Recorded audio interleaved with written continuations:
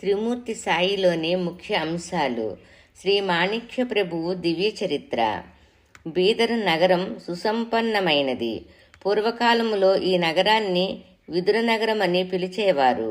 అక్కడి ప్రజలు హిందువులు, మహమ్మదీయులు మాణిక్య ప్రభువులను తమ నగరానికి రావలసిందిగా ప్రార్థించారు. వారి ప్రార్థనకు కరిగి ప్రభువు బీదరుకు మేనాలో కూర్చొని బయలుదేరారు.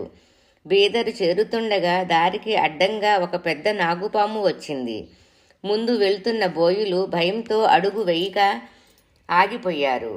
ప్రభువు మేనాలోంచి నాగుపామును చూచారు.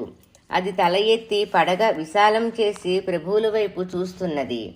ప్రభువులు కూడా దానినే చూస్తున్నారు.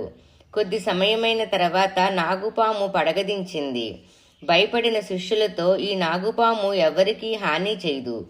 మనము బీదరు వెళ్లే ముందు తనతో రావలసిందిగా మనలను ఆహ్వానించడానికి వచ్చింది. అది చూపించిన దారిలో మనం వెళదాం. మీనాను అటు తిప్పండని ఆదేశమిచ్చారు. బోయులు అదేవిధంగా సర్పం వెనుకగా మీనాను మోసుకుంటూ బయలుదేరారు.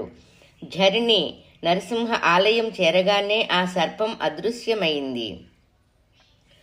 ప్రభువులు అక్కడ ఆలయంలో దిగారు.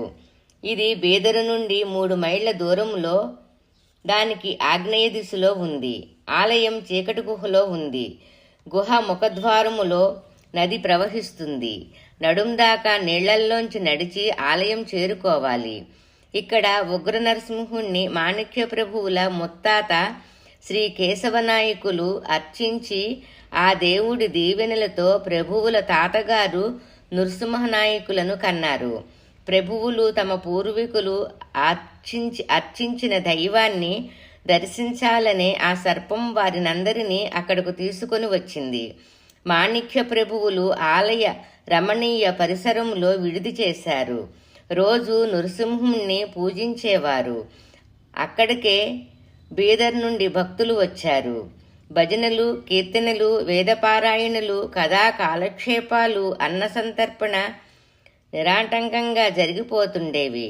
నిర్జనంగా ఉన్న ప్రదేశం ప్రభువుల రాకతో కిటకిటలాడసాగింది. ఓం శ్రీ మాణిక్య ప్రభువే నమః.